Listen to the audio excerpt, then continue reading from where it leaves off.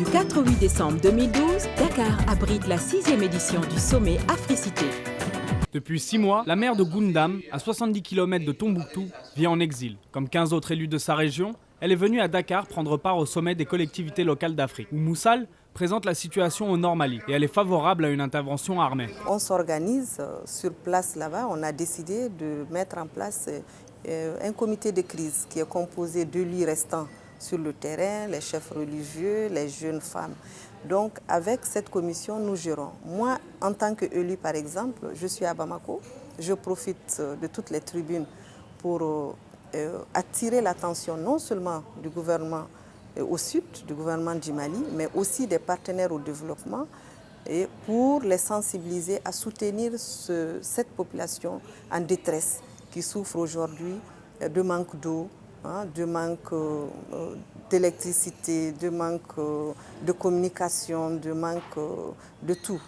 Nos enfants sont à la maison, ils ne vont plus à l'école parce que les écoles ont été saccagées et autres. Donc c'est à ce genre de questions que nous cherchons des solutions, mais à plus haut niveau aussi, à dire à l'opinion internationale la réalité des choses, parce que cette rébellion, comme on sait, c'est une rébellion récurrente, elle date de très loin. Depuis 1963, il y a eu des négociations, il y a eu des pactes qui ont été signés entre rebelles et États, mais en réalité, jusqu'à aujourd'hui, le Mali n'arrive pas à trouver une solution.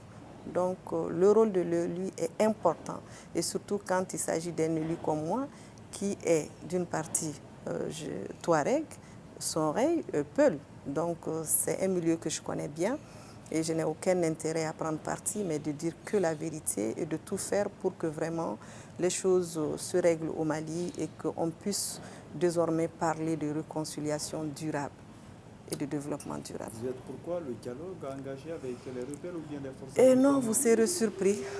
Dialoguer avec des terroristes, des gens qui ne reconnaissent pas ma constitution, la constitution du Mali, qui ne reconnaissent pas la laïcité du Mali, qui ne reconnaissent pas la décentralisation, la démocratie, non.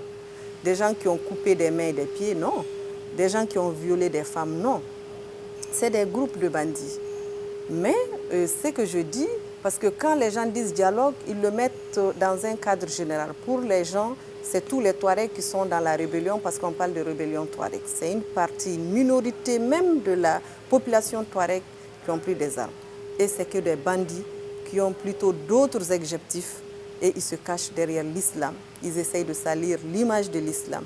En réalité, c'est des trafiquants de drogue, d'hommes. Quand ils prennent des otages, ils les échangent contre des millions de dollars. Et quand ils prennent des femmes, c'est pour les violer, c'est pour nous distraire qu'ils parlent de la charia.